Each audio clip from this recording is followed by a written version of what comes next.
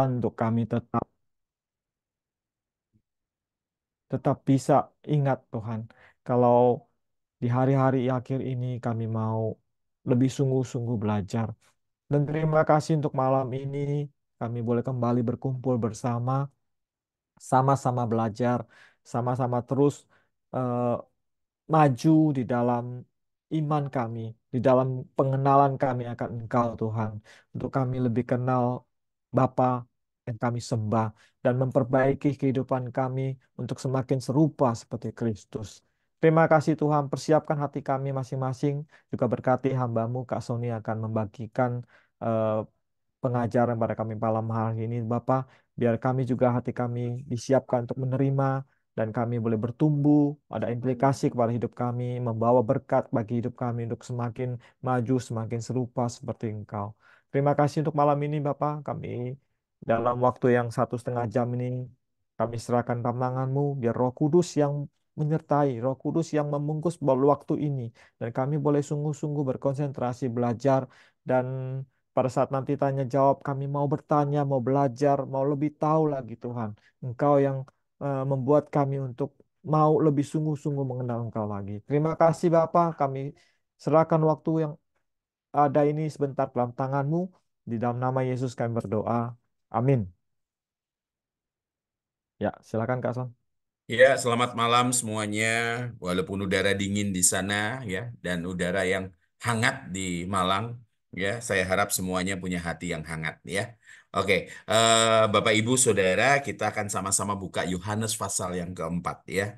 Yohanes pasal yang keempat kita belajar kalau memungkinkan tolonglah untuk membuka kamera. Tapi kalau tidak memungkinkan juga tidak apa-apa. Saya share screen. Nah, saya share screen saudara supaya saudara juga tahu, oh sebenarnya ada apa sih sebenarnya, apalagi mau ngomongin apa. Abaikan dulu yang ada di Yohanes 4, tetapi saya minta tolong untuk ya Pak Daud untuk apa namanya, untuk membacakan Yohanes 4 ayat 3, 4, 5, 6. Atau kita gantian boleh ya, masing-masing dapat 4 ayat. Yuk, kita baca yuk ya. Silakan.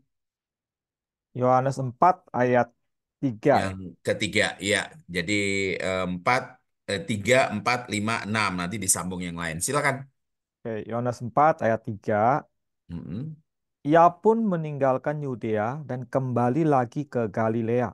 mm-mm. Namun, ia harus melintasi daerah Samaria. 5. Ya, sebentar dulu, kata harus itu tolong digarisbawahi ya. Kata harus itu luar biasa ya. Lanjut. 5. Lalu sampailah ia ke sebuah kota di Samaria yang bernama Sikhar, dekat tanah yang diberikan Yakub dahulu kepada anaknya Yusuf. Mhm, Di situ terdapat sumur Yakub. Yesus sangat letih karena perjalanan. Sebab mhm. itu ia duduk di pinggir sumur itu hari kira-kira pukul 12. Ya, yang selanjutnya ada yang bisa bantu 7, 8, 9, 10. Ayo siapa? Ayo, supaya kita sama-sama memperjuangkannya. Ayo, Saya supaya ya, boleh. Yohanes 4 ayat 7 ya, Pak. Iya. Maka datanglah seorang perempuan Samaria hendak menimba air. Kata Yesus kepadanya, berilah aku minum. Sebab Iya. murid-muridnya telah pergi ke kota membeli makanan. Hmm. Ayat 9. Maka kata perempuan Samaria itu kepadanya, masakan engkau, seorang Yahudi, minta minum kepadaku seorang Samaria? Sebab orang Yahudi tidak bergaul dengan orang Samaria. Mhm. Terus ya, Pak. Ya, ayat 10. Ayat 10, jawab Yesus kepadanya, jikalau engkau tahu tentang karunia Allah dan siapakah dia yang berkata kepadamu, berilah aku minum, niscaya engkau telah meminta kepadanya, dan ia telah memberikan kepadamu air hidup. Iya. Ada yang bisa lanjut? Ayat 11, 12, 13, dan 14. Bu Vimi, bisa bantu bacakan? Oh, bisa 14 ya, Iya, mulai dari ayat 11. 11. 11 sampai 14. Ya, kata perempuan itu kepadanya, Tuhan, engkau tidak punya timba dan sumur. Mhm. Ini amat dalam. dari manakah engkau memperoleh air hidup itu? Mhm. Adakah engkau lebih besar daripada bapa kami Yakub yang memberikan sumur ini kepada kami dan yang telah minum sendiri dari dalamnya, ia serta anak-anaknya dan ternaknya? Jawab Yesus kepadanya, barang siapa minum air ini, ia akan haus lagi. Tetapi barang siapa minum air yang akan kuberikan kepadanya, ia tidak akan haus untuk selama-lamanya. Sebaliknya, air yang akan kuberikan kepadanya akan menjadi mata air di dalam dirinya, yang terus-menerus memancar sampai kepada hidup yang kekal. Iya. Terima kasih. Lanjut. Jason bisa bantu atau Desi atau siapa yang lain? Saya bacakan ayat 15. Iya. Kata perempuan itu kepadanya, Tuhan berikanlah aku air itu, supaya aku tidak haus dan tidak usah datang lagi ke sini untuk menimba air. Ayat 16, kata Yesus kepadanya, pergilah, panggillah suamimu dan datang ke sini. Ayat 17, kata perempuan itu, aku tidak mempunyai suami. Kata Yesus kepadanya, tepat katamu, bahwa engkau tidak mempunyai suami. Ayat 18, sebab engkau sudah mempunyai 5 suami, dan yang ada sekarang padamu bukanlah suamimu. Dalam hal Mhm. ini engkau berkata benar. Mhm. Ada yang mau lanjutin? Iya, Kata silakan. perempuan itu kepadanya, Tuhan, nyata sekarang kepadaku bahwa engkau seorang nabi. Nenek moyang kami menyembah di atas gunung ini, tetapi kamu katakan bahwa Yerusalemlah tempat orang menyembah. Kata Yesus kepadanya, percayalah padaku, Ibu, saatnya akan tiba bahwa kamu akan menyembah Bapa bukan di gunung ini dan bukan juga di Yerusalem. Mm-mm. Saya akan bacakan ya. Terus, kamu menyembah apa yang tidak kamu kenal? Kami menyembah apa yang kami kenal, sebab keselamatan datang dari bangsa Yahudi. Tetapi saatnya akan datang dan sudah tiba sekarang, bahwa penyembah-penyembah benar akan menyembah Bapa dalam roh dan kebenaran. Sebab Bapa mengendaki penyembah-penyembah demikian. Allah itu roh, dan barang siapa menyembah dia, harus menyembahnya dalam roh dan kebenaran. Jawab perempuan itu kepadanya, aku tahu bahwa Mesias akan datang, yang disebut juga Kristus. Apabila ia datang, ia akan memberitakan segala sesuatu kepada kami. Nah, ini jawaban Yesus luar biasa. Kata Yesus kepadanya, akulah dia yang sedang berkata-kata dengan engkau. Sampai di sini, saya coba kita lihat di layar ya. Saya kecilkan dulu mode-nya layarnya. Nah, Bapak Ibu Saudara, sebentar. Nah, Bapak Ibu Saudara, kalau kita ngelihat ya, orang Samaria itu percaya kalau kita periksa kembali sambil mata ada di layar, juga mata ada di ayat-ayat firman Tuhan ya. Seringkali ya, nanti kita akan lihat aja atau saya stop share dulu deh supaya lebih aman. Nah, saya stop share dulu. Bapak Ibu Saudara, kalau hari Minggu ya, hari Minggu saya di Indonesia itu seringkali dapat WA dari teman-teman ya, dapat WhatsApp dari teman-teman dikatakan kalau hari Minggu, selamat hari Minggu, selamat beribadah, selamat hari Minggu, selamat beribadah. Nggak tahu di Taiwan kayak apa nih Daud? Sama nggak? Kalau hari Minggu di selamat hari Minggu, selamat beribadah gitu. Seakan-akan ada dikunci bahwa oh hari Minggu itu adalah hari ibadah gitu. Sama nggak? Hari Minggu kita bilang Happy Sunday, Pastor. Happy Kasor. Sunday. Happy Sunday toh. Tapi kalau di Indonesia disebut selamat melayani, selamat hari Minggu, selamat beribadah. Di mindsetnya orang Kristen, Bapak Ibu Saudara, ada pemikiran bahwa oh hari Minggu itu adalah hari orang Kristen beribadah. Seringkali kan pikiran seperti itu. Ada percakapan yang luar biasa dari Yohanes pasal 4 ini. Kenapa? Percakapan dengan ya antara Yesus dengan perempuan Samaria. Nah, kalau kita periksa ayat firman Tuhan, kita lihat mulai dari ayat yang ketiga, Yesus pun meninggalkan Yudea dan kembali lagi ke Galilea. Nanti kita lihat ya, ini baru saya berani apa namanya share screen. Ini sebentar ya. Nah, kita ngelihat ya, ada oh sebentar. Ada share screen kalau Bapak Ibu lihat. Ya, oke. Kita ngelihat di atas ini kita ngelihat oh Samaria. Yesus dari mana? Dari Yudea. Dari Yudea, Yesus mau kemana? Kembali ke Galilea. Dari Yudea itu Yudea dibawa ke Galilea, ya. Ke Yudea ke Galilea itu bisa garis lurus. Tetapi karena ada masalah antara orang Yahudi dengan orang Samaria, maka orang Yudea lebih baik muter, ya muter, jadi mereka harus lewat Efraim ke Jordan River, Mesti mesti apa? Mesti ngelewatin 2 sungai, baru ke Betsaida, ke Kapernaum, setelah itu baru ke Galilea. Jadi mereka tidak mau sama sekali melewati yang namanya daerah Samaria. Nah, kita lihat ya. Kita lihat percakapannya. Kita ayat 4 kita baca. Ia harus melintasi daerah Samaria. Yesus itu a man with a mission. A man with a mission. Yesus itu punya apa? Yesus itu punya misi, ya. Punya misi. Misinya adalah apa? Ketemu dengan perempuan Samaria ini. Ini luar biasa. Ayat yang keempat, ya, ia harus melintasi daerah Samaria. Maka sampailah ia ke sebuah kota di Samaria yang bernama Sikar, dekat tanah yang diberikan Yakub dahulu kepada Yakub. Nah, sebelumnya murid-murid Yesus, 12 orang murid Yesus itu disuruh pergi, ya, untuk disuruh pergi. Kenapa? Yesus mau melakukan misi ini sendirian. Nah, kita melihat berikutnya, ya, ayat 4, di situ terdapat sumur Yakub. Nah, jadi sumur, ya, beda dengan kemarin ada perbincangan antara antara apa namanya, kalau kalau orang-orang seperti Daud juga manggil istri saya dengan Kak Ane, ya. Ada apa namanya, ada percakapan kalau di orang-orang Yahudi, sumur itu bukan seperti di Indonesia, ya. Kalau di tiap rumah mungkin, ya, di daerah-daerah kecil itu tiap rumah punya sumur. Sementara kalau di Israel itu, ya, sumur itu ya satu kota. Sumur itu satu kota, bisa jadi hanya 2, nggak banyak, ya. Tapi itulah sumber air bagi masyarakat kota.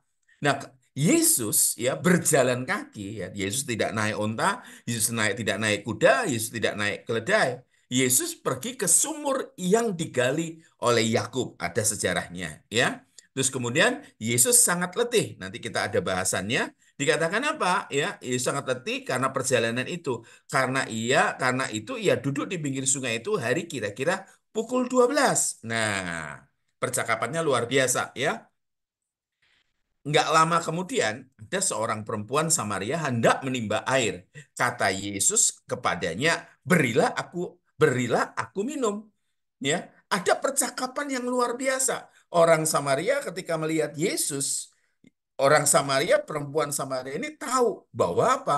Bahwa yang dihadapi bukan orang Samaria, tapi orang Yahudi. Nah, sebab murid-muridnya ini yang saya katakan tadi telah pergi ke kota membeli makanan.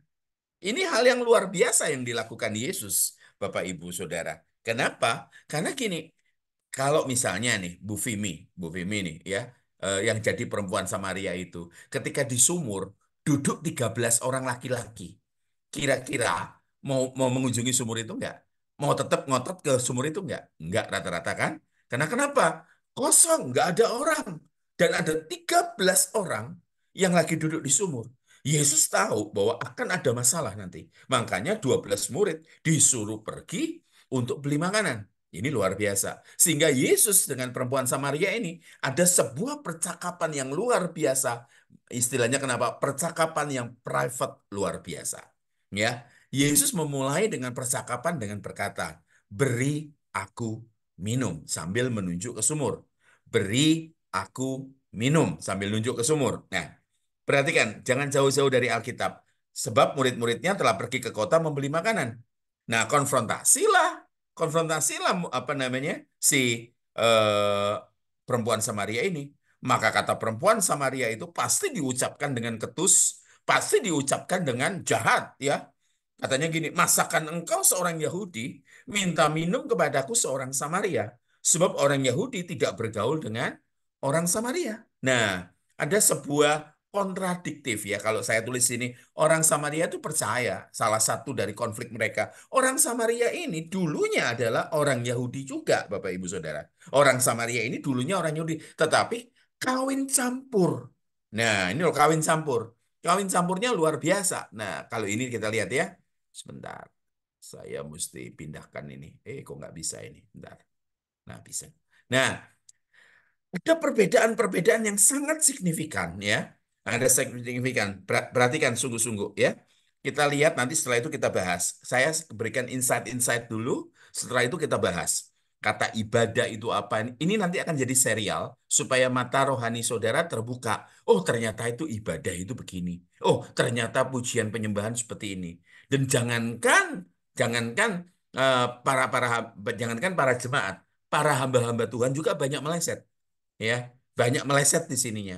Jadi tidak punya ketepatan yang luar biasa. Nah, perhatikan ya, sebentar ya, sebentar. Oke. Saya minta tolong An, saya minta tolong ke sini sebentar aja. Saya minta izin ya.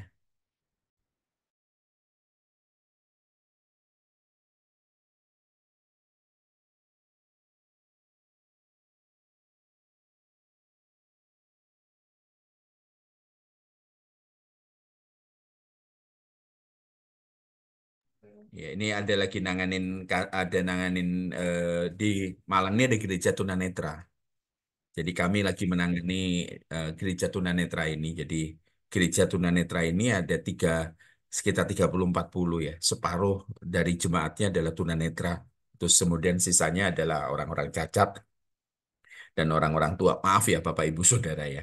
Jadi kalau kita ngelihat ya, kalau kita ngelihat pada saat Yesus minta minum Saudara. Saya ambil Alkitab saya ya karena handphone saya di apa namanya? Dipegang oleh istri saya. Jadi saya pegang ini. Dipegang istri saya soalnya saya nyerahkan ya, bukan disita ya. Ya, saya pakai Alkitab terjemahan baru 2. Oke, kita lihat ya. Oke, nggak apa-apa. Jadi kita ngelihat komunikasi aja. Nah, jadi kita ngelihat ya, eh, sebentar saya lihat ayatnya. Bagaimana mungkin engkau seorang Yahudi minta minum kepadaku seorang perempuan Samaria? Adapun orang Yahudi tidak bergaul dengan orang Samaria. Coba perhatikan. Ya, ayat yang ke-9. Jawab Yesus kepadanya, jikalau engkau tahu tentang karunia Allah. Sebenarnya Yesus pengen ngomong gini, kalau kamu tahu siapa aku, kalau kamu tahu aku itu aku itu ada untuk apa? Seperti itu loh, saudara. Ya, ya, dikatakan apa? Ini luar biasa, luar biasa. Berilah aku minum, ya. Kata perempuan Samaria, bagaimana mungkin engkau seorang Yahudi minta minum kepadaku seorang perempuan Samaria? Jawab Yesus, jikalau engkau tahu tentang karunia Allah dan siapa dia yang berkata kepadamu, berilah aku minum. Niscaya engkau telah meminta kepadanya dan ia telah memberikan kepadamu air hidup. Yesus nunjukin air hidup. Pada saat Yesus ngomong, berilah aku minum, Yesus nunjuk ke sumur. Tapi ketika ngomong air hidup, Yesus nunjuk kepada dirinya sendiri sebagai sumbernya. Ingat ya, perempuan itu datang jam 12, datang jam 12 atau siang hari. Ya, itu pun satu anomali, satu hal yang berbeda. Apa itu bedanya? Perhatikan, perempuan-perempuan biasanya datang ke sumur itu pagi-pagi. Mereka bukan hanya bawa air untuk dibawa pulang, tetapi juga perhatikan, sungguh-sungguh ya. Mereka bawa air, mereka bawa cucian, mereka bawa buah atau sayur untuk diproses di tempat yang ada airnya. Setelah selesai, baru dibawa pulang mereka masak. Biasanya pagi-pagi dan datang tidak pernah sendiri. Datang tidak pernah sendiri. Perempuan-perempuan itu datang secara berombongan. Ingat ya. Makanya satu anomali, satu hal yang tidak wajar ketika apa? Ketika perempuan ini ya datang sendiri. Pasti ada sesuatu di kehidupan. Ingat ya, orang-orang kalau di daerah kecil, pergunjingan itu luar biasa. Gosip itu luar biasa. Kemungkinan besar bahwa perempuan yang sedang dihadapi Yesus adalah bukan perempuan yang hidupnya wajar. Itu nanti terbukti di belakang. Suaminya banyak, ya. Bukan suaminya banyak, tapi kawin cerai, kawin cerai, kawin cerai. Mengerti ya sampai di sini. Sehingga untuk rasa malu mungkin ya kemungkinan besar untuk menutupi rasa malu dan ada banyak hal yang dia harus hadapi di dalam hidup. Makanya dia datang ketika perempuan yang lain tidak datang. Makanya ketika Yesus ngomong ya, niscaya engkau telah meminta kepadanya dan ia telah memberikan kepadamu air hidup. Ayat 11 itu argumennya luar biasa. Ya, kata perempuan itu kepadanya, Tuhan, nah ini masih sengit nih. Engkau tidak punya timba Jelas. Ya, jelas nggak punya timba. Sumur ini amat dalam. Ya, ciri khas dari sumur-sumur daerah Timur Tengah. Ya, lebih dari 30 meter, 40 meter, 70 meter. Ya, ya dikatakan apa? Dari manakah engkau memperoleh air hidup itu? Ya, apakah engkau lebih besar daripada bapa leluhur kami Yakub yang memberikan sumur ini kepada kami dan yang telah minum sendiri daripadanya ia serta anak-anaknya dan ternaknya? Ada leluhur yang apa? Yang menggali sumur itu. Dan sumur itu jadi sumber kehidupan. Makanya, adakah engkau lebih besar dari Yakub? Nah, ini luar biasa. Perhatikan sungguh-sungguh, perhatikan sungguh-sungguh. Ayat 13 jawab Yesus kepadanya. Ini Yesus konsisten sekali. Siapa saja yang minum air ini sambil nunjuk sumur, ia akan haus lagi. Ya. Tetapi siapa yang minum air yang akan kuberikan kepadanya, ia tidak akan haus untuk selama-lamanya. Perhatikan kata-katanya itu luar biasa, ya. Komposisinya luar biasa. Sebaliknya, air yang akan kuberikan kepadanya akan menjadi mata air dalam dirinya yang terus-menerus memancar sampai pada hidup yang kekal. Itu dia nunjuk, Yesus nunjuk pada dirinya. Kata perempuan itu, ya kata-kata yang saya katakan luar biasa. Ia tidak akan haus lagi selama-lamanya. Kenapa? Karena perempuan ini harus bersusah payah siang hari ketika orang tidak ada. Saya mau kasih tahu dulu keadaan pada zaman itu. Ya, kalau dikatakan padang pasir, pasti ada orang-orang jahat, ya. Pasti ada laki-laki yang tidak baik, pasti ada hewan yang ada banyak ular, ada banyak serigala dan lain sebagainya. Kalau berombongan, maka hewan-hewan tersebut tidak akan menyentuh. Tapi kalau sendiri, kemungkinan besar akan dijahati orang. Kemungkinan besar hewan-hewan itu berani untuk menyerang. Jadi latar belakang perempuan ini tuh betul-betul susah payah. Makanya ketika Yesus menawari ayat yang luar biasa, dikatakan gini, tapi siapa yang minum air yang akan kuberikan kepadanya sambil nunjuk dirinya, ya, yang akan kuberikan kepadanya, ia tidak akan haus lagi untuk selama-lamanya. Sebaliknya air yang akan kuberikan kepadanya akan menjadi mata air dalam dirinya, yang terus-menerus memancar sampai pada hidup yang kekal. Kata perempuan itu kepadanya, Tuhan. Yang ini sekarang nadanya udah nggak tinggi lagi. Ya, dia berkata, berikanlah aku air itu. Aku perlu Tuhan, ya, supaya aku nggak haus lagi, supaya aku nggak perlu datang ke sumur ini. Ya, itu dikatakan apa? Supaya aku tidak haus dan tidak usah datang lagi ke sini untuk menimba air. Karena untuk menimba air, aku harus menahan rasa malu kalau ketemu orang.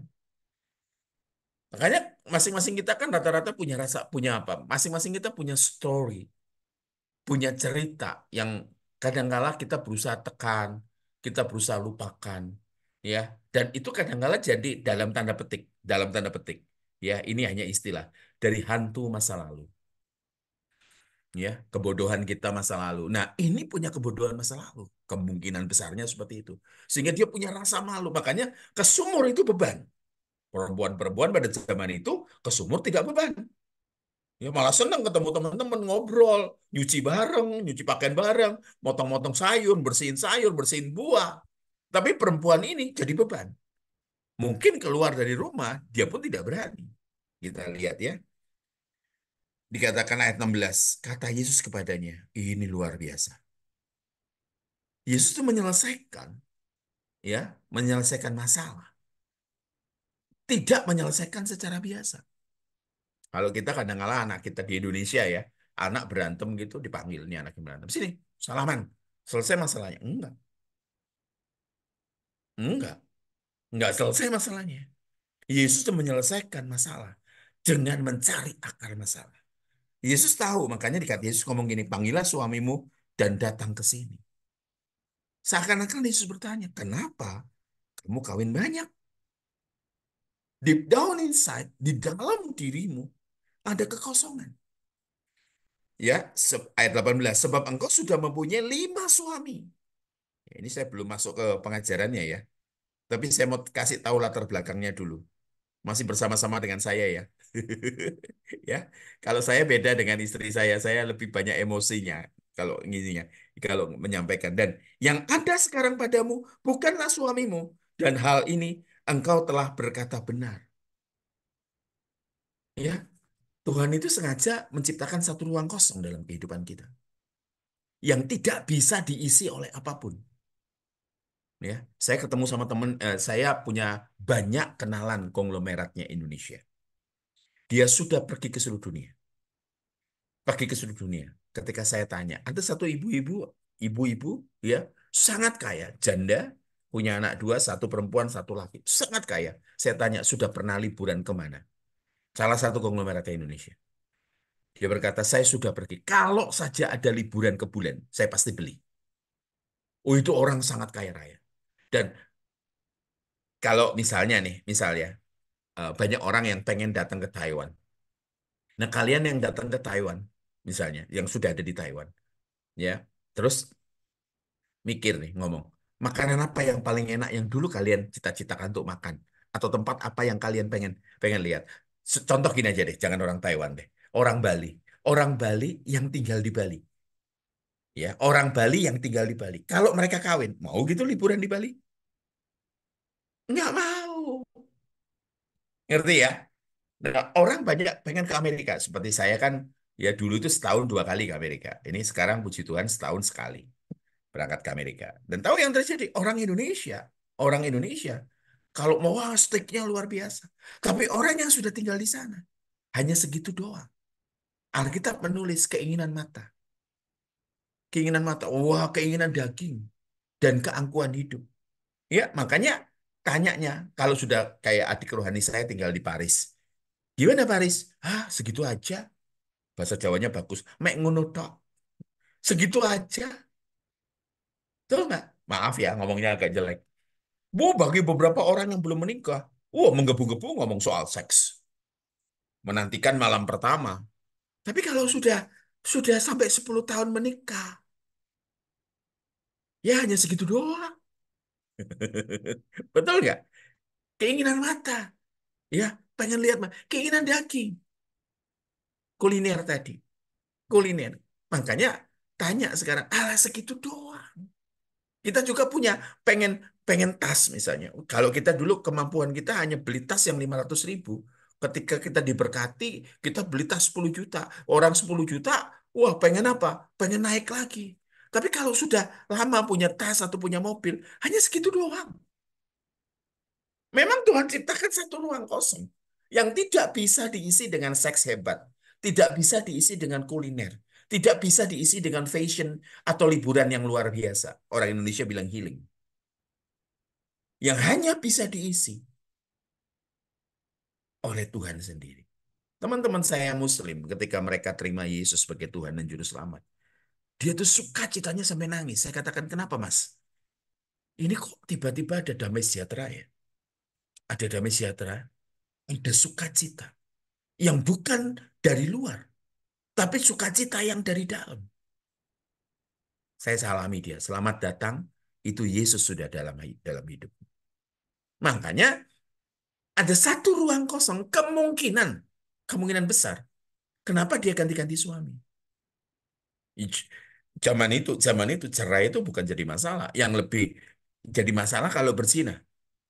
Tetapi masalahnya adalah orang ini sudah ganti-ganti suami. Pasti deep down inside kosong. Apa yang dia cari?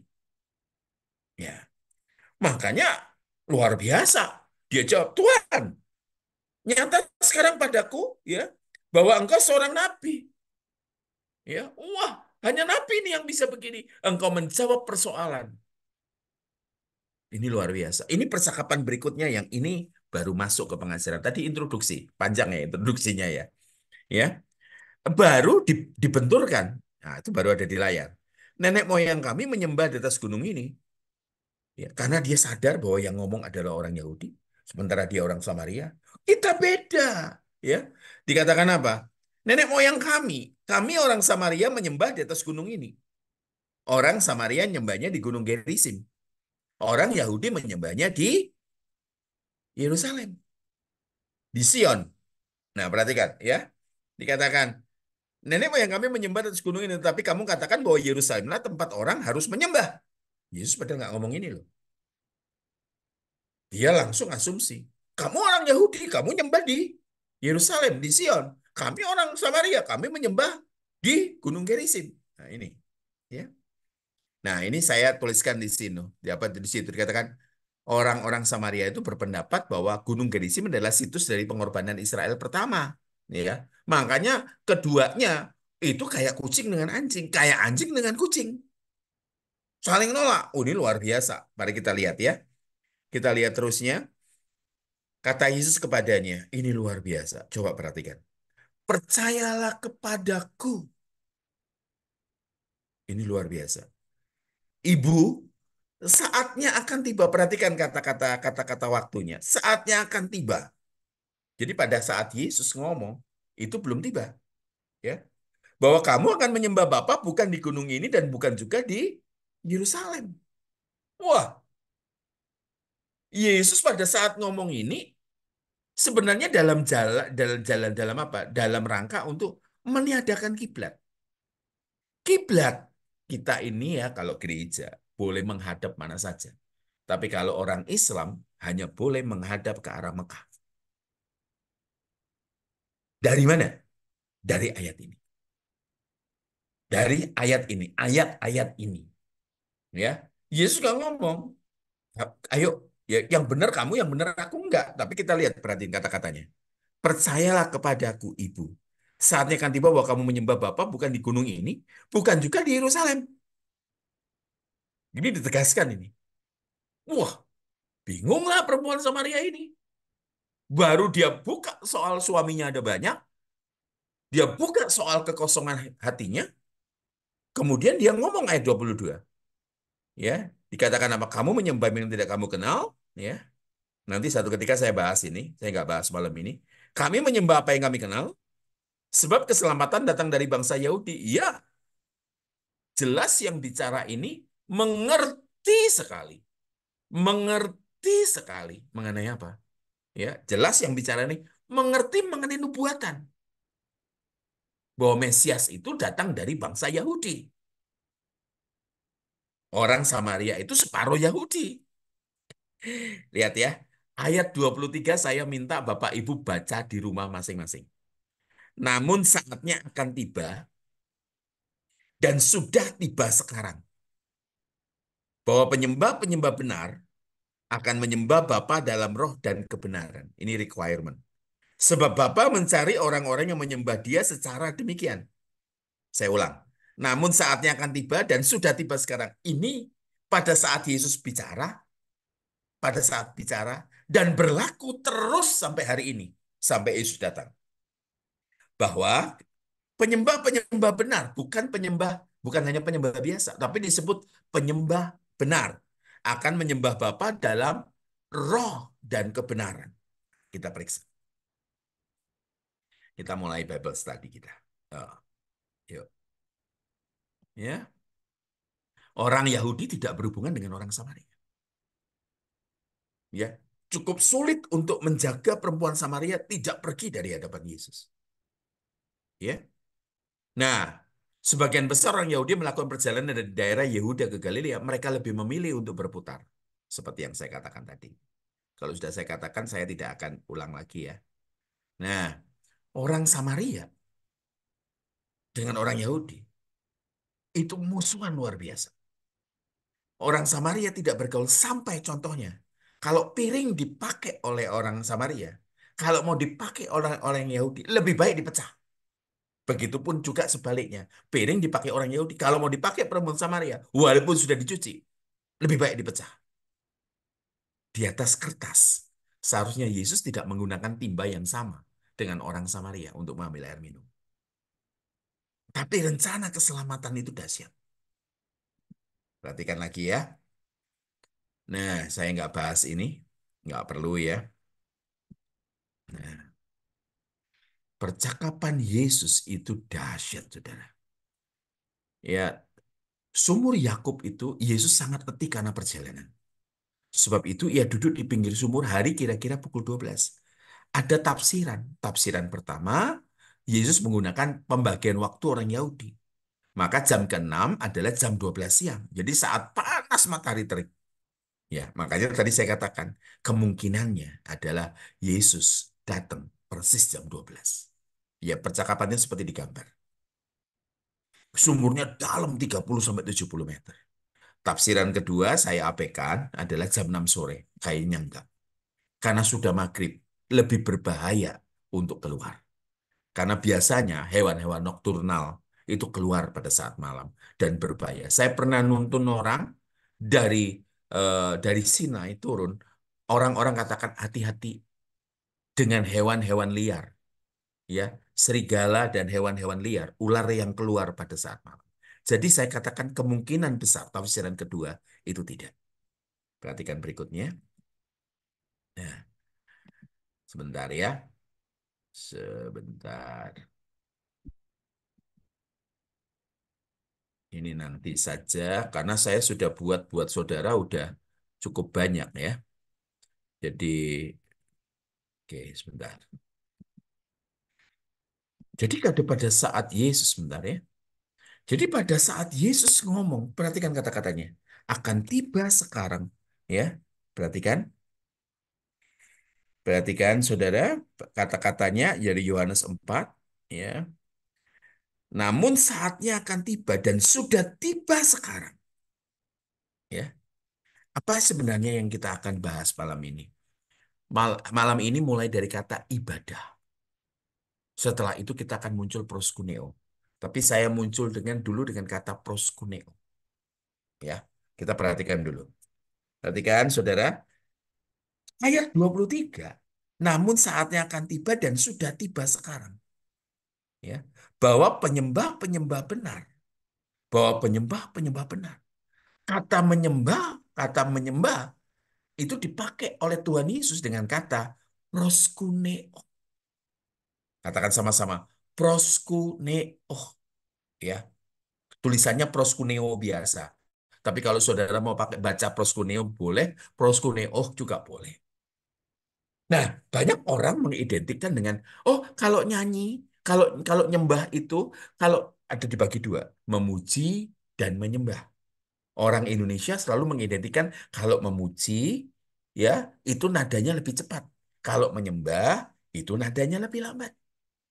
Betul kan? Ya, makanya ada istilah praise, ya ketukannya lebih lebih cepat. Terus ada worship, ketukannya lebih lambat. Ngerti ya? Nah, nanti kita akan belajar liturgi itu apa, ibadah itu apa. Supaya kita tidak salah sambung. Kadang-kadang jengkel juga dengan orang-orang, wah saya itu ya menyembah, hidup saya menyembah. Padahal yang dia lakukan hanya sekedar menyanyikan lagu ya berirama lambat, lagu Kristiani bernada lambat. Atau mereka menyanyikan lagu bernada cepat, lagu Kristiani bernada cepat.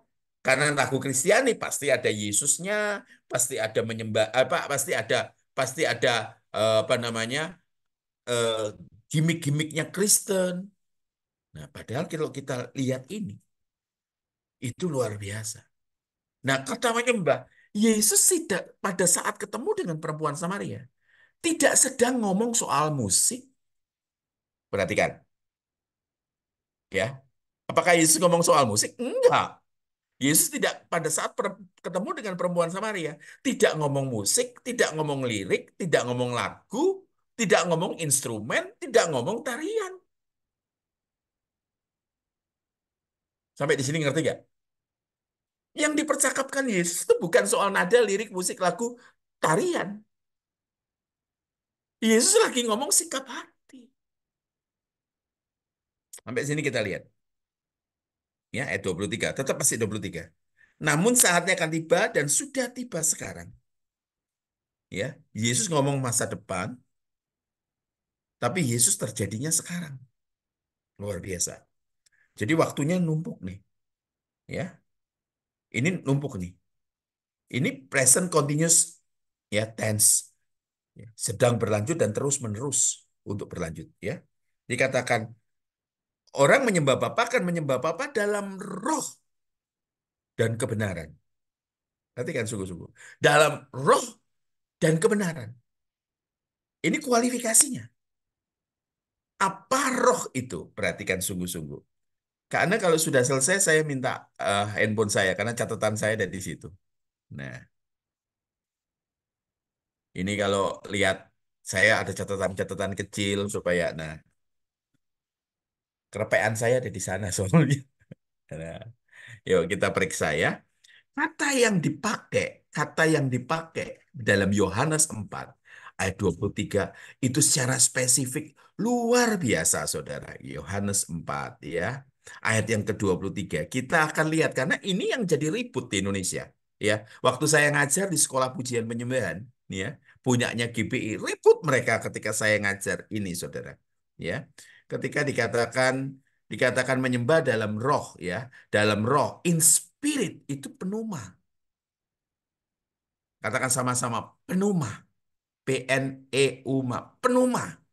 Bukan menyembah dalam bahasa roh. Ini diterjemahkan orang, oh kalau gitu kita harus menyembah dalam bahasa roh. Dikatakan, tadi ada ribut orang, saya sampai nulisin sesuatu. Oh, orang Kristen itu harus menyembah pakai bahasa roh. Enggak. Apakah orang kalau dibaptis Roh Kudus harus bisa bahasa roh? Enggak. Sampai di sini. Makanya kalau di gereja-gereja, ada gereja-gereja yang unik. Dikatakan gini, oh iya ya, ya, kalau mau jadi worship leader, kalau mau jadi singer, itu harus bisa bahasa roh. Lucu nggak? Gitu. Seakan-akan kalau bisa bahasa roh, itu punya standar kekudusan yang berbeda. Padahal Roh Kudus itu, ya, Roh Kudus itu ada dalam hidup seseorang untuk menuntun orang tersebut untuk bisa menjadi seperti apa yang Bapak inginkan. Yaitu apa? Menjadi hidupnya seperti Yesus. Saya hubungkan. Matius 7:21. Bukannya orang yang berseru-seru, ya, melainkan mereka yang melakukan kehendak Bapa. Kehendak Bapa apa? Supaya kita menjadi seperti Yesus. Kata Kristen itu pun juga adalah apa? Yesus kecil. Atau yang kedua, pengikut Yesus. Itu requirement-nya. Makanya kalau dikatakan sebenarnya siapa sih orang Kristen? Harusnya cloningnya Yesus. Makanya menyembah dalam roh. Artinya menyembah dalam roh. Ingat sebelumnya bahwa penyembah-penyembah benar, kalau menyembah, orang-orang itu menyembah. Orang Samaria itu menyembahnya kiblatnya ke Gerizim. Orang Yahudi kiblatnya ke Yerusalem. Dari mana sih kiblat? Kiblat itu diciptakan oleh Daud. Tapi karena Daud tidak bisa membangun bait Allah, karena tangannya kotor oleh darah, dilanjutkan oleh Salomo. Salomo bangun, dilestarikanlah kiblat. Dan pada saat itu orang Yahudi kiblatnya mengarah ke Yerusalem. Ada nggak dituliskan di Taurat? Nggak ada. Nggak ada sebuah kewajiban untuk kiblat ke sana. Kalau kita baca kitab Daniel, Daniel 3 kali sehari berdoa menghadap ke arah Yerusalem sampai dia ditangkap. Nah, kenapa orang Kristen tidak pakai kiblat? Jadi Bapak Ibu kalau kalau rumahnya menghadap utara, selatan, barat, timur, nggak apa-apa. Ya, kita nggak lihat feng shui ya, nggak apa-apa gitu loh. Ya, sampai sekarang ngomong amin nih, nggak apa-apa gitu loh. Ya, kenapa? Pneuma Allah itu roh. Karena roh, maka ya dia memenuhi jagat raya ini. Dia memenuhi Taiwan, dia memenuhi Indonesia, memenuhi hidup kita. Itu sebabnya orang Kristen tidak ada kiblat. Saudara mau di bis, mau di kereta api, mau di pesawat. Orang Islam harus pakai tayamum. Kalau lagi di pesawat, kalau mau wudhu nggak bisa. Kalau orang Kristen, bukan fisiknya, tapi hidupnya untuk menghadap Tuhan. Ini serial ya, saudara ya, serial ya. Jadi jangan harap selesai hari ini ya, serial. Jadi nanti, makanya itulah yang saya tulis, salah sambung. Orang Kristen ini banyak ke Bandung naik ojek. Maksudnya apa? Salah, ya ke Bandung naik ojek. Nggak nyambung, cek. Ngerti sampai di sini, ini ketawa si Wati. Ya, ngerti ya. Jadi ini loh sebabnya. Terus dikatakan apa? Kita perhatikan berikutnya. In spirit and truth. Dalam roh dan kebenaran. Aletheia. aletheia. Katakan sama-sama. Aletheia. Ya.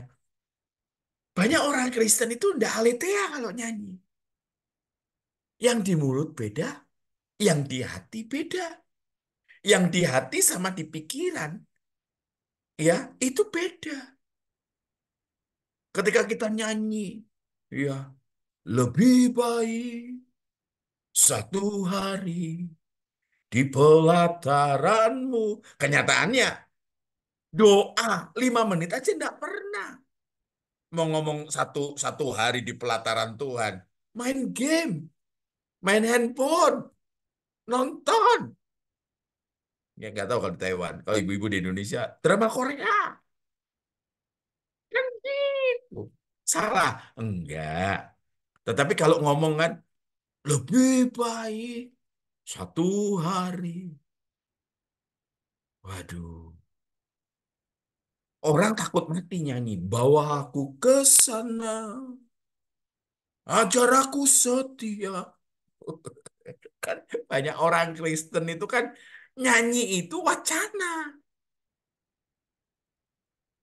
Ngerti ya, saudara ya? Ngerti ya? Sampai di sini ngerti ya? Makanya tanya, dalam roh dan kebenaran artinya kita menyembah.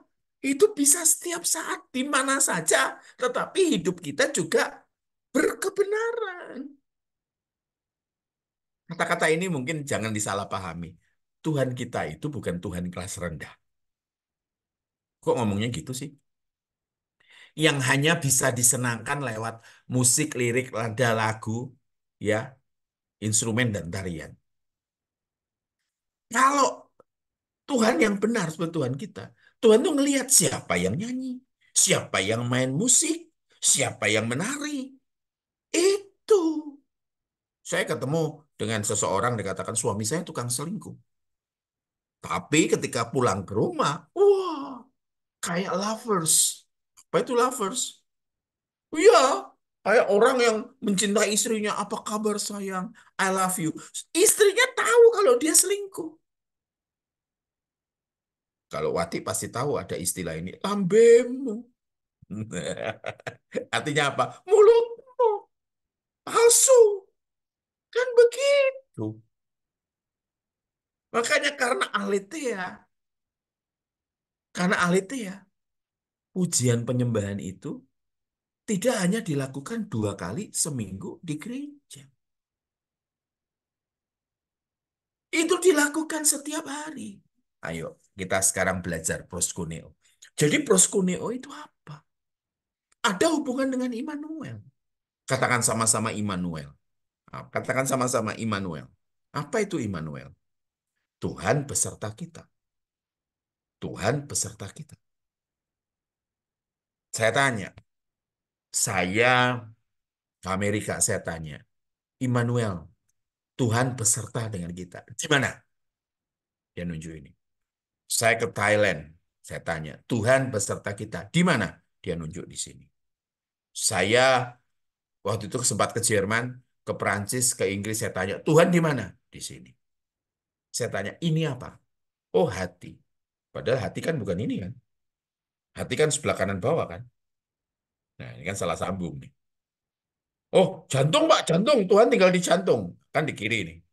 Nah, kalau di kiri, ruangan dalam jantung itu ada berapa, Pak Daud? Kalau kita dulu belajar waktu SD, serambi kanan, serambi kiri, ya, pilih kanan, pilih kiri. Pernah nggak kita periksa jantung kita, ternyata ada satu ruangan bercahaya-cahaya. Karena Tuhan kita tiduran di situ. Khusus Jawa ini kelesetan, Wati. Nggak pernah. Iya, itu hanya gambaran jantung itu di roh kita, di hidup kita. Dia tinggal di sini. Dia tinggal di pikiran kita. Ya, makanya standar kekristenan tinggi. Katakan sama-sama standar kekristenan tinggi. Kalau di agama-agama lain, di kepercayaan yang lain, dihukum seluruh dunia. Membunuh itu menghilangkan nyawa orang. Betul.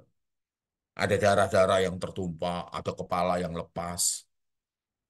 Tapi kalau kekristenan, jika kamu membenci saudaramu, tidak ada darah tercurah. Hanya kita yang tahu kalau kita membenci. Hanya kita yang tahu dan yang tinggal dalam kita. Kita masih ngolah di pikiran, masih ngolah di hati. Karena Tuhan tinggal di hidup kita. Makanya membunuh itu bukan menghilangkan nyawa orang bagi Kristen. Nilainya tinggi. Membunuh itu. Membunuh itu. Membenci. Yesus pernah ngomong sama perempuan. Yesus pernah ngomong. Makanya Kristen itu nilainya tinggi. Yesus pernah ngomong sama ahli-ahli Taurat dan orang Farisi. Ketika ada perempuan lewat, Yesus ngomong gini, kalau kamu melihat wanita dan mengingininya, kamu sudah berzina. Loh, tidak ada sperma yang tertumpah, tidak ada yang tubuh telanjang, tidak ada. Tidak ada. Tapi karena standar Yesus tinggi, waduh, terjadinya di mana perzinanya? Di pikiran sama di hati. Yesus pakai bahasa apa? Jika kamu melihat wanita. Jika kamu melihat wanita, bahasanya, terjemahannya, dan mengingininya, dan dan saya ngomongnya agak nggak enak nih, dan ereksi. Ada sperma yang tertumpah nggak ada, terjadinya di pikiran sama dia. Masalahnya Tuhan kita itu tinggal di hidup kita. Nah kalau Tuhan tinggal di hidup kita memperlakukan Tuhan seperti apa? Nah ini penting. Makanya kata proskuneo artinya memberi penghargaan yang tertinggi kepada Tuhan. Dan itu dilihat apa proskuneo itu? Dilihat dari setiap tarikan nafas kita. Kita menghargai kehadirannya. Kalau di Indonesia, kalau Bapak Ibu, ya kalau di saya nama apa namanya, kalau ada di di di Jawa Timur, nama gubernurnya Kofifa. Kalau kalau Bu Gubernur datang ke rumah saya akan hargai dia sebagai gubernur. Tapi kalau Pak Jokowi datang, saya akan beri penghargaan lebih tinggi. Kalau kamar saya ada dua gitu. Kamar saya dua. Kamar yang terbaik saya serahkan Pak Jokowi. Kalau saya punya ayam nih, 4 gitu, ya, saya potong semuanya. Pak Jokowi kan nggak makan babi kan. Makanya nggak saya mau makan babi.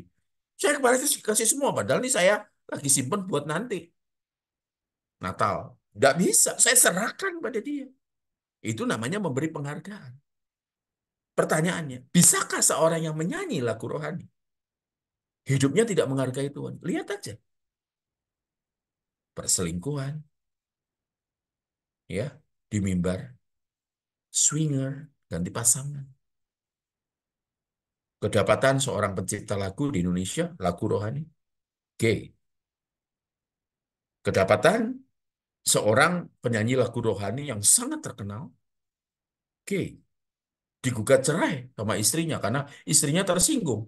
Dia tidak selingkuh dengan perempuan, dia selingkuh dengan sesama laki-laki. Ngerti ya?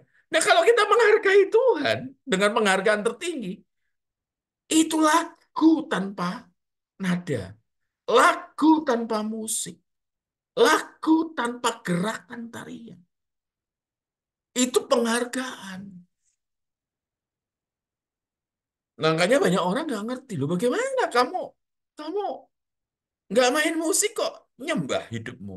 Hidupku itu penyembahan. Penyembahan yang benar adalah hidupku, cara aku memperlakukan Tuhan. Itulah penyembahanku.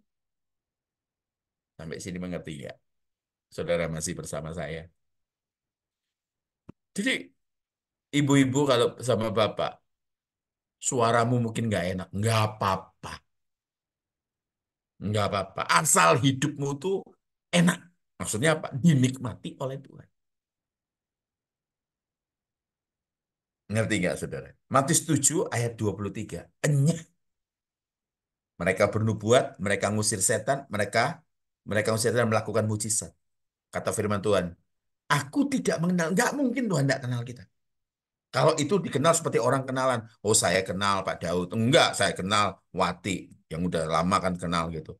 Bukan itu. Mengenal itu menikmati. Kata yang dipakai pun sexual term. yang istilahnya yang bisa dipakai, yang dimengerti seperti seseorang berhubungan seksual. Ketika suami tidur dengan istrinya, suami itu menikmati istrinya. Dan seharusnya istrinya menikmati suami. Kalau salah satu menikmati dan yang satunya tidak, pasti ada masalah. Maksudnya apa Tuhan pakai itu? Lah kita ini sudah menikmati Tuhan. Menikmati berkat, menikmati penjagaan. Tadi saya dengar 18 tahun di sini dengan pemeliharaan Tuhan. Saya juga lihat, wah saya lihat, wah ntar lagi jadi film nih. Wah ntar ini dapat penghargaan nih, 40 juta. Waduh, itu salah satu yang kita menikmati. Anggap saja itu privilege.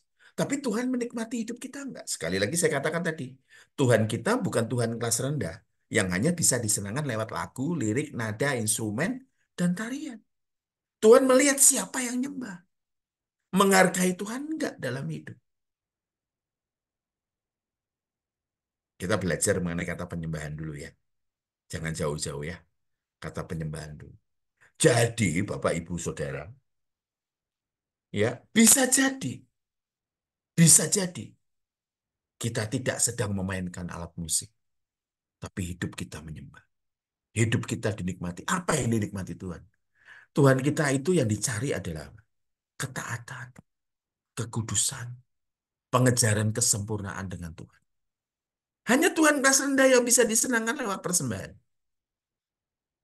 Ya, saya dulu bukan Kristen. Ayah saya Islam, ibu saya Kristen. Ya, saya ikut agamanya kakek saya. Saya kejawen. Ya, tidak percaya dengan ini. Saya lahir indigo. Saya lahir indigo. Saya bergaul banyak dengan setan seumur hidup saya. Berarti pernah ngundang saya untuk bicara di di apa sekelompok orang ya mengenai mengenai hal-hal kuasa gelap. Itu latar belakang saya.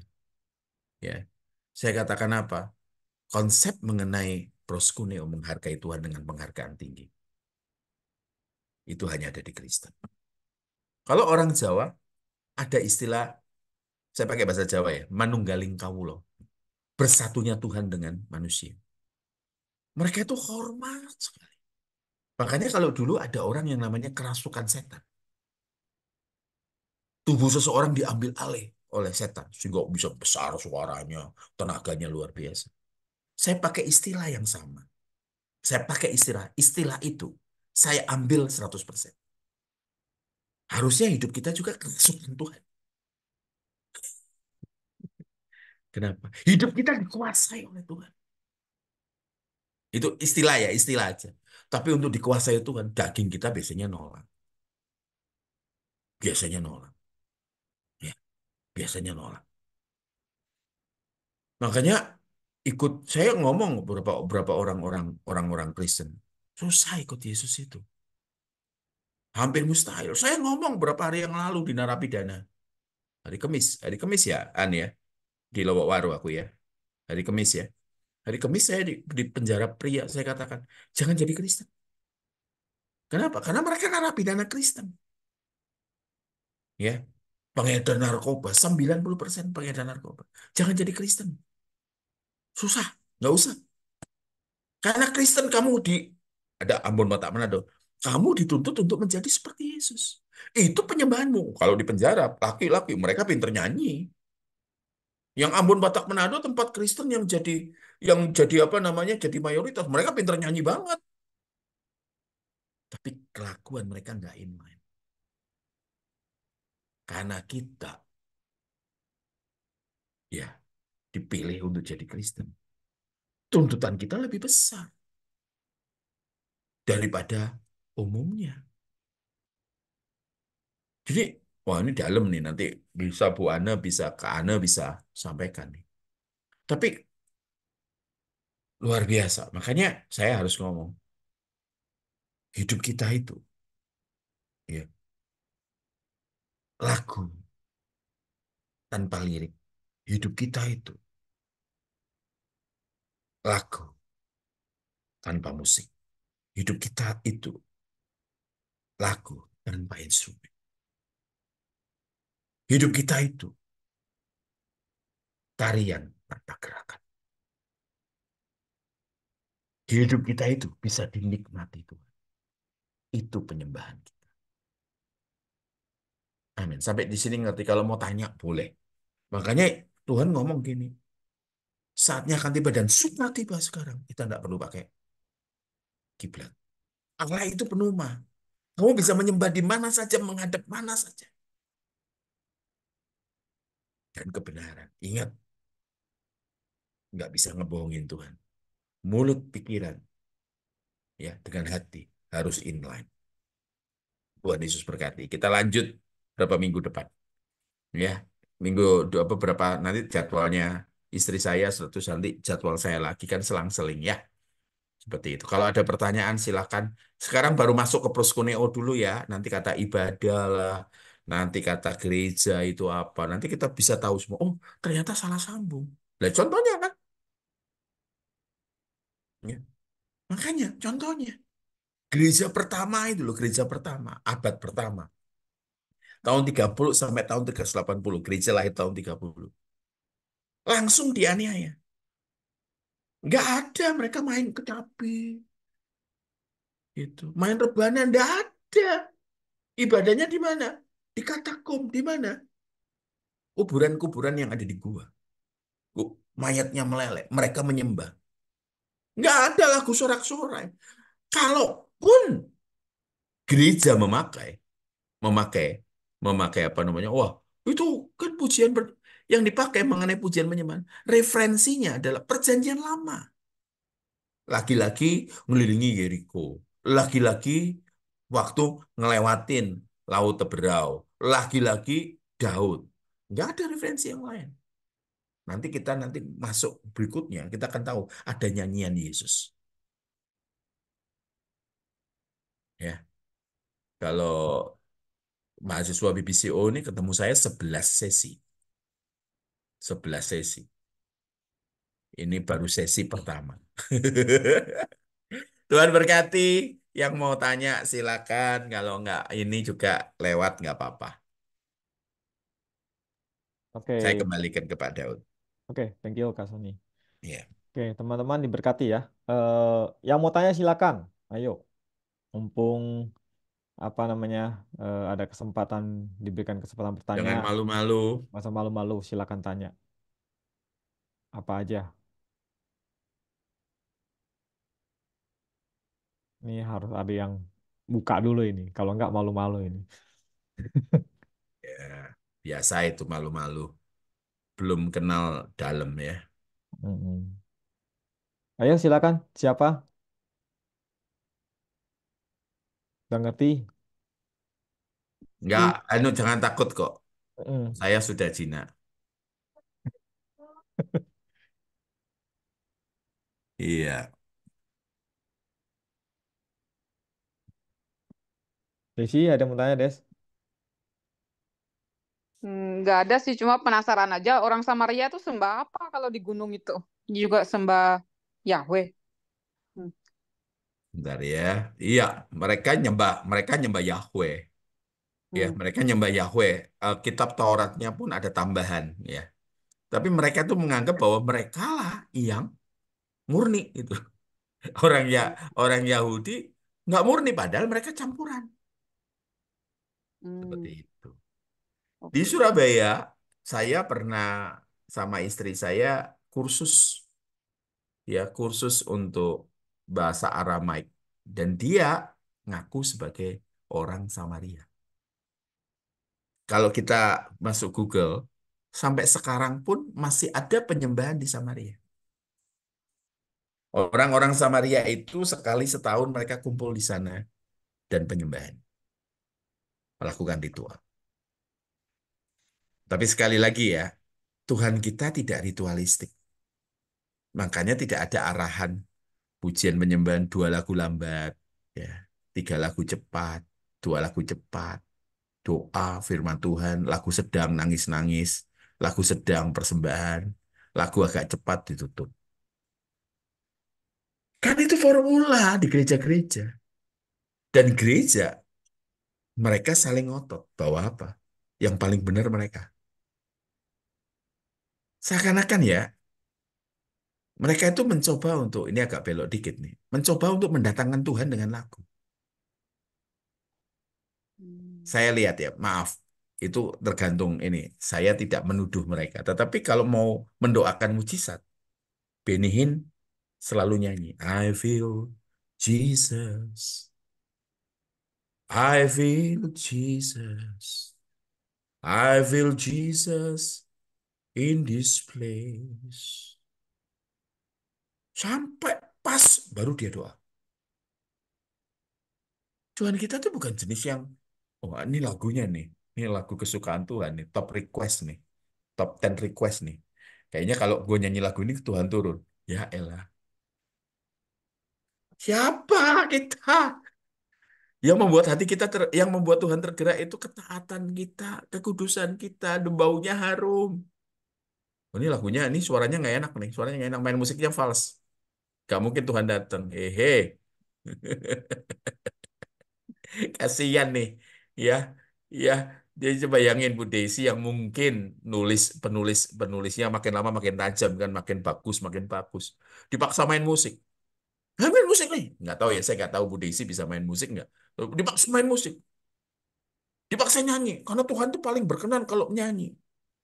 Makanya kata ada di Surabaya ada salah satu kelompok, saya nggak sebut namanya. Oh, kelompok pujian menyembah. Mereka mengatakan kalau mereka nyanyi, itu mereka intim dengan Tuhan. Ya ampun, intim dengan Tuhan kok kayak gitu sih? Ngerti nggak? Makanya kalau suami nih kayak saya dengan Daud, tunjukin cintanya dengan istri. Coba istrimu dinyanyiin terus kamu nggak kerja, Daud. Cinta enggak? Loh, aku ini cinta sama kamu. Aku senantiasa memandang wajahmu. Tapi nggak kerja. Coba kebayang nggak? Makan tuh cinta, Pak. Nah tuh, katanya lebih bagus tuh. Makan tuh cinta. Nah, makanya banyak orang Kristen salah paham. Makanya sampai kalau ini nanti lihat ya, nanti terus ya, nanti kita terus. Departemen pujian penyembahan itu. Jadi departemen yang dinamakan aneh nih, profetik. Mereka yang di departemen pujian penyembahan itu kebal hukum. Yang lain suruh doa, mereka enggak. Karena kenapa? Kalau sampai gereja kehilangan pemusik, kehilangan worship leader, singer, turun nilai jualnya. Makanya dia bilang, wah ini bagus nih pujian penyembahan. Spirit of entertainment. Bukan the spirit of the Lord. Tapi kita lihat, Pak, kan seneng, Pak. Kalau ada orang nyanyi-nyanyi, nari-nari. Makanya saya ngomong nih, akan ada kejutan nanti di pengadilan. Pengadilan terakhir itu banyak kejutan. Sangat banyak kejutan. Ternyata yang kita sangat, wah dia diurapi Tuhan. Wah dia penyanyi hebat. Oh dia hamba Tuhan besar. Terus Tuhan bilang apa? Nyah. Makanya saya suka bercanda ini. Beda kok yang diurapi sama yang diraupi itu beda. Bercanda ini. Ya. Oke, begitu aja. Lanjut ke Pak Daud, silakan. Oke, thank you Kak Sony. Yang lainnya mau tanya silakan. Mungkin saya tambahin sedikit Boleh. supaya ngerti sejarahnya Samaria ya. Iya. Jadi eh, tahu kan ya ketika anaknya Salomo, Rehabeam, itu di zaman itu kerajaan Israel terbagi dua. Rehabeam itu anaknya Salomo dengan hanya mendapat dua suku yaitu Benyamin dan Yehuda dan kemudian di sebelah utara itu diambil alih oleh Yerobeam dapat 10 suku. Sedangkan suku Lewi itu kan tersebar ya 10 suku ini dua diantaranya adalah anak-anak Yusuf, Efraim dan Manasye. Sedangkan suku Lewi itu tersebar baik di Yehuda maupun di Samaria itu ada. Nah, yang di selatan itu ibu kotanya adalah Yerusalem, yang di utara ibu kotanya seringkali Samaria. Dinastinya berganti-ganti. Kalau yang di selatan tetap dinastinya Daud. Nah, eh, kemudian di selatan ininya apa? Pusat penyembahannya adalah Yerusalem. Sedangkan di utara, setelah mereka terpisah, mereka bangun di Gunung Gerizim. Nah, dari mana dasarnya di Gunung Gerizim? Dari sini. Bentar. Dari, nah ini. Nah, ini ya. Jadi ini menurut mereka perintah Musa itu bikinnya itu di Gunung Gerizim gitu. Sedangkan kalau Daud, oh enggak. Daud itu pengen bikin di Yerusalem atas dasar apa itu? Bagaimana Abraham dulu menyembelih Ishak ya, mau menyembelih Ishak. Nah, di Ulangan 11 ayat 29, jadi apabila Tuhan Allah mau membawa engkau ke negeri yang engkau masuki untuk mendudukinya, maka haruslah engkau mengucapkan berkat di atas gunung Gerizim dan kutuk di atas gunung Ebal. Nah, itu ya. Jadi menurut orang Samaria, sebetulnya Musa itu suruh di Gunung Gerizim gitu. Jadi ini kayak mirip-mirip, nggak mirip juga sih ya, tapi bisa dibayangkan kayak Cina sama Taiwan gitu. Gue Cina yang asli, enggak gue gitu kan. Oh, Gitu. Cina. Bukan Cina loh. Nah, jadi orang Samaria merasa mereka adalah suku Israel asli, sedangkan orang Israel merasa enggak, mereka itu salah gitu. Yang asli adalah kita gitu. Padahal sama-sama Israel. Nah, eh, orang Samaria itu kitabnya itu hanya sampai kitab Taurat aja, 5 kitab Musa aja. Sedangkan kayak kitab Samuel, Raja-Raja, menurut orang Samaria itu banyak sekali unsur politiknya orang kerajaan selatan, orang Yehuda. Jadi mereka nggak pegang kitab itu. Nah, menurut kitab Raja-Raja sebentar ya. Nah, ini ya. Jadi waktu orang Samaria itu duluan dibuang, kerajaan Israel Utara duluan dibuang ke Asyur, setelah itu 100 tahun kemudian barulah kerajaan Yehuda dibuang ke Babel ya. Nah, yang runtuh itu kan kerajaan utara duluan atau kerajaan Samaria atau kerajaan Israel. Itu dibuang ke Asyur dan tidak pernah kembali lagi. Nah, ini sebentar. Hmm. Nah, ini ya. Raja Asyur mengangkut orang dari Babel, Kuta, Awa, Hamat, dan Sefarwaim, lalu menyuruh mereka diam di kota-kota Samaria menggantikan orang Israel. Maka orang-orang itu pun menduduki Samaria dan diam di kota-kotanya. Jadi gini, zaman dulu orang kalau berperang, suatu kerajaan berperang dengan kerajaan yang lainnya, maka orang-orang yang kuat di kerajaan itu akan diambil dibuang. Orang-orang yang pinter, orang-orang yang jago perang, kayak gitu ya itu akan diangkut, dipindahkan ke daerah lain. Kenapa? Supaya tidak terjadi nasionalisme dan memberontak terhadap uh, Otoritas yang berlaku. ya negara yang menduduki raja yang mendudukinya. Kayak di Indonesia, misalnya Pangeran Diponegoro diambil dibuang ke mana? Atau misalnya Makassar. Pak Soekarno sebelum kemerdekaan kan pernah dibuang juga. Nah, jadi orang-orang yang pintar, orang-orang yang kuat itu biasa diambil dan dibuang. Sedangkan orang-orang yang lemah itu dibiarkan di situ. Nah, begitu juga ketika mereka menaklukkan negara-negara lain, maka orang-orang yang negara itu jadi ditukar gitu, dibarter gitu. Supaya apa? Supaya tidak terjadi nasionalisme. Nah, ketika mereka mengangkut orang-orang Babel, maka menurut orang Yehuda, menurut orang Yahudi ya, kerajaan Yehuda ini nanti ketika kembali mereka disebut Yahudi gitu. Nah, menurut orang Yahudi, orang Samaria itu udah tercampur dengan orang dari Kuta, ya, Kuta bukan di Bali ini ya, Kuta, Awa, Hamad, Sefarwaim, itu sudah tercampur semuanya. Nah, Mencampur. udah dicampur gitu ya. Itu menurut orang Yahudi. Tapi menurut orang Samaria enggak, mereka darahnya murni gitu. Ya, jadi ada ngotot-ngototan gitu ya. Dan sampai sekarang orang Samaria itu masih ada, agama Samaria itu masih ada sampai saat ini. Masih ada walaupun jumlahnya sangat-sangat kecil ya. Nah, seperti itu. Terus kemudian mereka nggak sukanya lagi waktu eh, orang Yahudi dibuang ke Babel, ya. Terus kemudian zamannya Raja Koresi mereka dibolehin pulang, zamannya Ezra Nehemia mereka dibolehin pulang dan kemudian mereka membangun bait suci. Nah, lagi-lagi terjadilah bukan lagi-lagi. Itu adalah yang direkam di Alkitab itu adalah ini pertama ya kontak pertama permusuhan antara orang Yahudi dengan orang Samaria. Ya tentu ini ditulis dari perspektif orang Yahudi gitu ya. Nah, waktu itu ada yang namanya Sanbalat di kitab Nehemia. Sanbalat ini adalah pemimpin dari kaum Samaria. yang nggak dibuang ya, yang tetap tinggal di sana dan dia jadi pemimpin di situ. Dan apa itu orang Yahudi punya imam itu menantunya Sanbalat. Jadi Sanbalat itu sama imamnya orang Yahudi ini besanan. Nah, besanan gitu ya. Itulah sebabnya Esra dan Nehemia ini marah sama si imam besar itu. Kenapa? Karena dianggap orang Samaria ini bukan galur murni gitu, orang yang kafir gitu. Nah, jadi marah dan si Sanbalat ini selalu bikin apa itu mengganggu orang Israel supaya mereka itu orang Yahudi supaya mereka itu nggak bisa Bangun tembok. bikin tembok, supaya mereka itu nggak bisa bikin memugar bait suci ya, merenovasi bait suci gitu ya. Nah, itu membuat mereka itu mulai nggak suka. Itu yang direkam di dalam Alkitab gitu ya. Nah, kemudian yang terekam di dalam sejarah di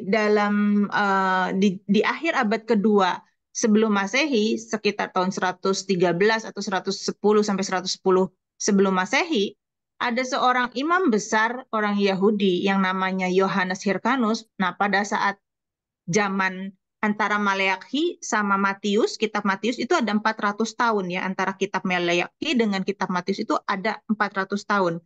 Nah, zaman 400 tahun ini itu disebut zaman intertestamental. Yang orang Katolik itu punya namanya kitab Deuterokanonika. Nah, kitab-kitab Deuterokanonika ini ditulis di zaman intertestamental atau zaman antara kitab Maleakhi dengan kitab Matius. Nah, disitulah terekam ya di zaman itu ada raja itu bukan lagi keturunan dari Raja Daud, tetapi dari imam. Jadi imam besar dan juga jadi raja. Nah, salah satu raja yang terkenal namanya Yohanes Hyrcanus. Yohanes Hyrcanus ini punya semangat untuk menghancurkan orang Samaria karena dianggap kafir, karena dianggap menyembah berhala di Gunung Gerizim, ya. Karena ketentuannya orang Yahudi itu tidak boleh mengorbankan korban terhadap Yahweh kecuali di Yerusalem. Begitu juga ketika mereka di pembuangan, mereka berdosa, mereka nggak bikin korban. Kan kalau orang Yahudi kalau dosa kan harus potong korban kan. Tapi di pembuangan mereka nggak bisa potong korban. Karena potong korban harus di Yerusalem. Makanya mereka harus pugar bait suci dulu dan baru bisa potong korban minta ampun. Nah, orang Samaria sudah ada bait sucinya orang Samaria yaitu di Gunung Gerizim. Nah, buat orang Yahudi kalau mempersembahkan korban kepada Yahweh di tempat lain selain di Yerusalem itu namanya penyembahan berhala. Walaupun nyembah Yahweh orang Samaria itu. Kitabnya kitab Taurat. Kejadian, Keluaran, Imamat, Bilangan, Ulangan gitu. Tapi buat mereka itu adalah pelanggaran gitu ya karena sudah ada ketentuannya kan di itu apa oleh Salomo, oleh Daud itu ada ketentuannya, udah dibuat di kitab Samuel, kitab Raja-Raja. Nggak boleh lagi orang mengorbankan selain di Yerusalem.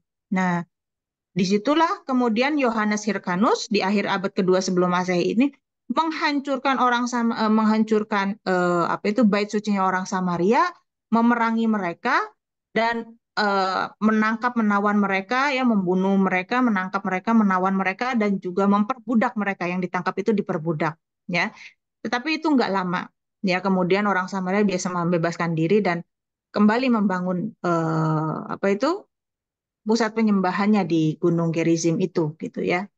Nah, itulah sebabnya terjadi kayak musuh bebuyutan antara orang Samaria sama orang Yahudi. Orang Samaria benci sama orang Yahudi pun gak senang sama orang Samaria. Ya, itu sebabnya ketika Tuhan Yesus bikin perumpamaan tentang siapakah sesamamu manusia, dia pakai contoh orang yang turun dari Yerusalem ke Yeriko. Orang yang masuk Yerusalem itu pasti orang Yahudi, dan orang kalau ke Yerusalem pasti untuk